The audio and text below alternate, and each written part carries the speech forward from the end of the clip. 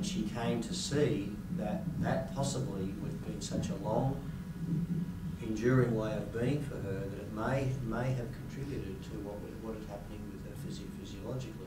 Because when you turn resentment in on yourself, it can have physiological manifestations. But does that mean then it is only when there's an imbalance towards the vulnerability that these... No. Because, so for example, I don't know, a stroke linked to the knowledge and wisdom, the sixth chakra, that's indicative perhaps of an imbalance on the knowledge and wisdom chakra, but that doesn't mean that somebody is necessarily rigid and rational and logical and obsessive, as opposed to non-linear, random, spontaneous and flexible. It's pointing to an imbalance, not which one it is. Yeah. But it's an area to explore. Exactly, yes. Yeah. And this is a reference point which I've used with some clients, is to actually invite them to go through that and ask them to self-identify where they think there may be an imbalance and how that may be affecting them emotionally. And quite often, when they find the links, you know, they know the story that goes with it, and it's important for them to tell the story. Now, I want to be quite clear: we're not being health practitioners, and we're not even trying to pretend we're doing therapy here. It's just this is similar to the woman Hay. Is it Hay that does the? Louise Hay. Yes, yeah. Very, very comprehensive book. Does this align with, say, some of her studies and some of the other studies? Enough about the work to comment, yeah. Yes, it does. Okay. Oh, thanks. Do you know Louise? I know Louise Hay, I know Mona Lisa Schultz, I know Carolyn Miss, all those people I studied already. Oh, okay, and they link. They're very together. Crossover. Oh, perfect. That's just so that, are we learning something different, or is this in line with that thing? The difference is Mona Lisa Schultz. For me, Mona Lisa Schultz was the one who creates the rational links.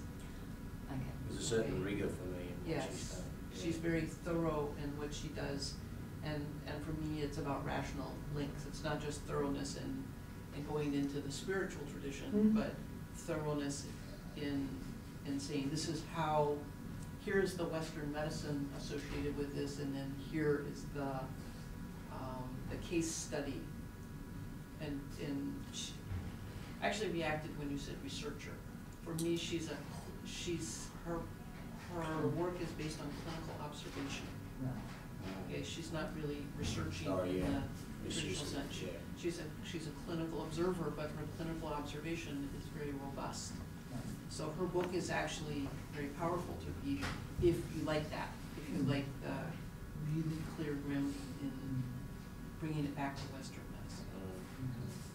For me. Yeah. Yeah. She turns herself into Thank you for that. Mona Lisa Schultz.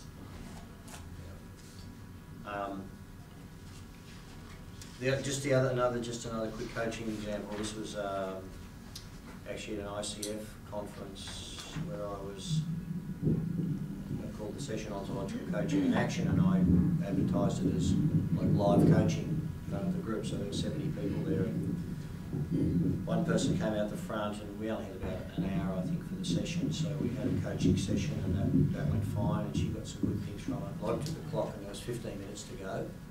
I thought, do I round it off, or do I ask for someone if someone else is interesting? So I went for someone else interested in this person up the front, put up a hand, and she came out, and she was only smallish.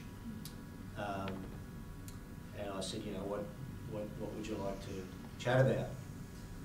And she said, I've had that many things go wrong with my body. I've had a hysterectomy, I've had a gallbladder operation, I've had this. She reeled off about 4 things.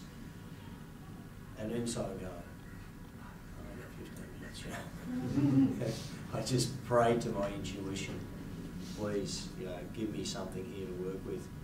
And she was talking, and I don't know how, but it just came to me, and I just asked her, I said, who or what are you angry at? And she said, myself.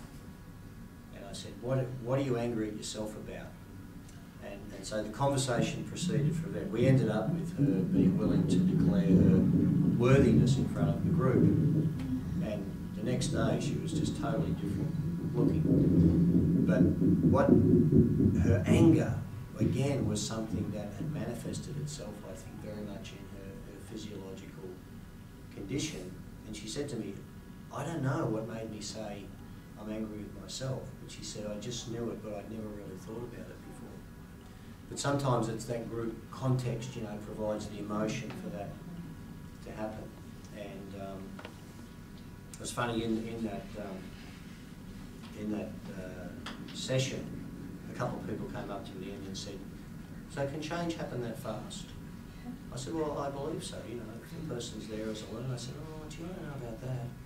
I thought, oh, I'm not even going to argue with that, you know. But she came up the next day because I had a booth, you know, a stand there, and she just said, thank you. She said, I feel so different. I don't know where she went from there, but certainly she had a huge revelation in terms of how she'd been living emotionally and how that had played itself out with her body. So this is, you know, and this is not part of the original ontological work that Flores developed or what I learned from, but as I became interested in this for myself and my own health, and track my own emotions, I thought, well, I think there's something here that is useful to add to our armoury as an ontological coach, and, you know, for yourself as well.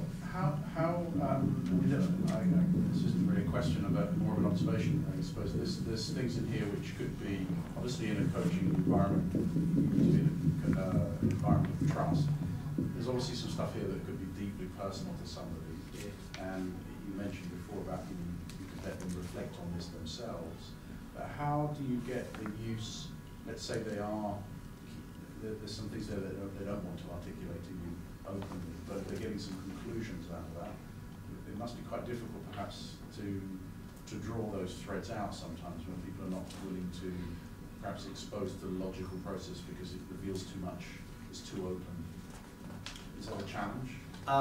Look, I've never found it that, but I think if that did happen, what we could, obviously we would respect that and then say to them, so look, without revealing anything that's too confidential or personal for you, what are you able to share with me that you've actually got from this, and what do you see yourself doing with it? How do you think you can take this and make some important changes in your life?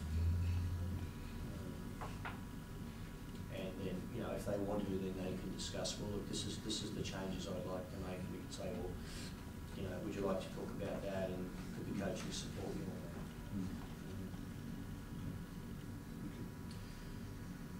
So paper 13 is designed to be an exposition of the ideas of Carolyn Risser and Mona Lisa Schultz. That sounds like that noise above my bed at like whatever time in the morning upstairs, and it's just like, oh my God, it's followed me to my cow. I mean the young Chakras. Breakdown, yeah.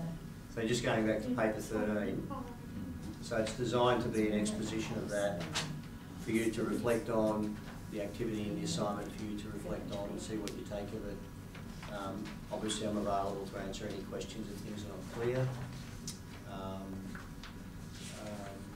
But you know, my desire is that there's some beneficial learning comes out of it for you. If there's some breakdowns, you know, mainly through breakdowns that could lead to breakthroughs. So have fun.